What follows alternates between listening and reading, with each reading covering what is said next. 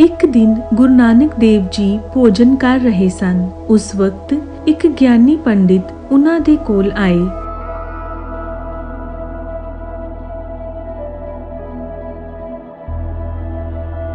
ਉਹਨਾਂ ਦੇ ਆਂਦੇ ਹੀ ਗੁਰੂ ਜੀ ਨੇ ਉਹਨਾਂ ਨੂੰ ਕਿਹਾ, ਆਓ ਭੋਜਨ ਕਰ ਲਵੋ। ਪੰਡਿਤ ਜੀ ਨੇ ਕਿਹਾ, ਮੈਂ ਸੁਚਮਤਾ ਦਾ ਬਹੁਤ ਧਿਆਨ ਰੱਖਦਾ ਹਾਂ। ਇਸੇ ਕਾਰਨ ਜਦੋਂ ਵੀ ਮੈਂ ਭੋਜਨ ਪਕਾਉਂਦਾ ਹਾਂ ਤਾਂ ਮੈਂ ਸਭ ਤੋਂ ਪਹਿਲਾਂ 2 ਇੰਚ ਜ਼ਮੀਨ ਖੋਦਦਾ ਹਾਂ, ਫਿਰ ਉਸ ਜ਼ਮੀਨ ਨੂੰ ਸਾਫ਼ ਕਰਦਾ ਹਾਂ, ਫਿਰ ਮੈਂ ਪਾਣੀ ਨਾਲ ਲੱਕੜਾਂ ਨੂੰ ਧੋਂਦਾ ਹਾਂ ਤੇ ਫਿਰ ਬਾਅਦ ਵਿੱਚ ਹੀ ਮੈਂ ਭੋਜਨ ਪਕਾਉਂਦਾ ਹਾਂ। ਗੁਰੂ ਜੀ ਨੇ ਕਿਹਾ, ਤੁਹਾਡਾ ਜਿੱਥੇ ਮਨ ਕਰੇ ਜ਼ਮੀਨ ਖੋਦ ਲਵੋ ਅਤੇ ਆਪਣੇ ਆਪ ਭੋਜਨ ਪਕਾ ਲਵੋ। ਮੈਂ ਤੁਹਾਨੂੰ ਦਾਲ ਅਤੇ ਆਟਾ ਦੇ ਦੇਵਾਂਗਾ। ਪਰ ਜਿਵੇਂ ਹੀ ਉਹਨਾਂ ਨੇ ਜ਼ਮੀਨ ਖੋਦੀ, ਉਹਨਾਂ ਨੇ ਦੇਖਿਆ ਕਿ ਉੱਥੇ ਹੱਡੀਆਂ ਪਈਆਂ ਹੋਈਆਂ ਸਨ। ਪੰਡਿਤ ਜੀ ਬੋਲੇ, ਠੀਕ ਇਹ ਜ਼ਮੀਨ ਤਾਂ ਅਪਵਿੱਤਰ ਹੈ, ਮੈਂ ਦੂਜੀ ਜਗ੍ਹਾ ਤੇ ਜ਼ਮੀਨ ਖੋਦਦਾ ਹਾਂ।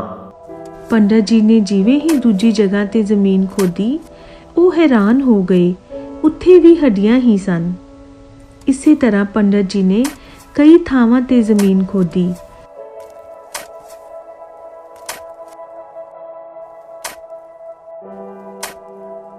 ਪਰ ਸਭ ਜਗ੍ਹਾ ਤੇ ਉਹਨਾਂ ਨੂੰ ਹੱਡੀਆਂ ਹੀ ਮਿਲੀਆਂ।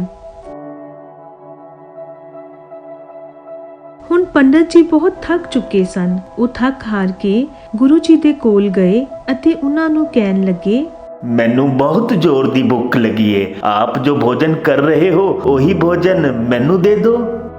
ਗੁਰੂ ਜੀ ਨੇ ਪੰਡਿਤ ਜੀ ਨੂੰ ਕਿਹਾ, ਉਸ ਵਕਤ ਜਦੋਂ ਮੈਂ ਤੁਹਾਨੂੰ ਭੋਜਨ ਕਰਨ ਲਈ ਕਿਹਾ ਸੀ, ਉਹ ਵਕਤ ਗੁਜ਼ਰ ਗਿਆ ਹੈ, ਪਰ ਹੁਣ ਤੁਸੀਂ ਬਾਹਰ ਜਾਓ ਅਤੇ ਈਸ਼ਵਰ ਦਾ ਨਾਮ ਲੈ ਕੇ ਜ਼ਮੀਨ ਖੋਦੋ। ਪੰਡਿਤ ਜੀ ਨੇ ਉਸੇ ਤਰ੍ਹਾਂ ਹੀ ਕੀਤਾ ਜਿਵੇਂ ਗੁਰੂ ਜੀ ਨੇ ਉਹਨਾਂ ਨੂੰ ਕਿਹਾ ਸੀ। ਹੇ ਈਸ਼ਵਰ, ਕਿਰਪਾ ਕਰੋ।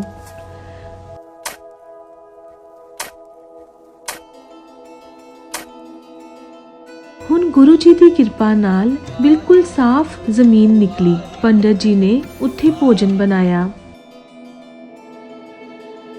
ਭੋਜਨ ਕਰਨ ਤੋਂ ਬਾਅਦ ਉਹ ਗੁਰੂ ਜੀ ਦੇ ਕੋਲ ਗਏ। ਗੁਰੂ ਜੀ ਨੇ ਪੰਡਿਤ ਜੀ ਨੂੰ ਕਿਹਾ, ਸੁਚਮਤਾ ਪਵਿੱਤਰਤਾ ਦੇ ਬਾਰੇ ਵਿੱਚ ਆਪ ਦੇ ਵਿਚਾਰ ਸੱਚ ਤੋਂ ਪਰੇ ਹੋ ਗਏ ਹਨ। ਗਲਤ ਧਾਰਨਾਵਾਂ ਨੇ ਆਪ ਨੂੰ ਅੰਧ ਵਿਸ਼ਵਾਸੀ ਬਣਾ ਦਿੱਤਾ ਹੈ। ਜੇਕਰ ਤੁਸੀਂ ਪਵਿੱਤਰਤਾ, ਸੁਚਮਤਾ ਨੂੰ ਧਿਆਨ ਵਿੱਚ ਰੱਖ ਕੇ ਇੱਕ ਅਲੱਗ ਰਸੋਈ ਬਣਾਓਗੇ, ਪਾਣੀ ਗੰਗਾ ਦਾ ਲਿਆਓਗੇ, ਸਭ ਤੋਂ ਉੱਤਮ ਚਾਵਲ ਅਤੇ ਤਾਜ਼ਾ ਦੁੱਧ ਵਰਤੋਗੇ, ਮੰਤਰਾਂ ਦੇ ਉਚਾਰਨ ਕਰਕੇ ਭੋਜਨ ਨੂੰ ਪਵਿੱਤਰ ਕਰੋਗੇ, ਤਾਂ ਵੀ ਕੋਈ ਫਰਕ ਨਹੀਂ ਪਵੇਗਾ।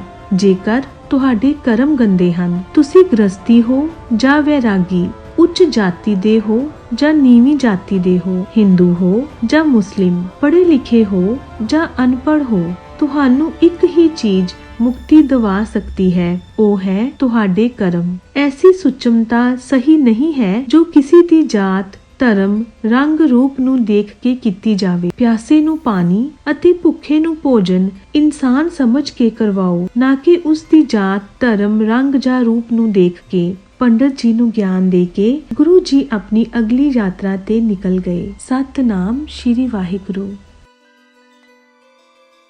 ਹੁਣ ਤੁਸੀਂ ਸਾਡੀ ਐਪਲੀਕੇਸ਼ਨ ਵਿੱਚ ਸਾਖੀਆਂ ਕੈਟੇਗਰੀ ਵਾਈਜ਼ ਦੇਖ ਸਕਦੇ ਹੋ, ਗੁਰਬਾਣੀ ਸੁਣ ਸਕਦੇ ਹੋ ਅਤੇ ਪੜ੍ਹ ਸਕਦੇ ਹੋ। ਐਪ ਡਾਊਨਲੋਡ ਕਰਨ ਦੇ ਲਈ ਅਤੇ ਸਾਨੂੰ ਸਪੋਰਟ ਕਰਨ ਲਈ ਡਿਸਕ੍ਰਿਪਸ਼ਨ ਦੇਖੋ।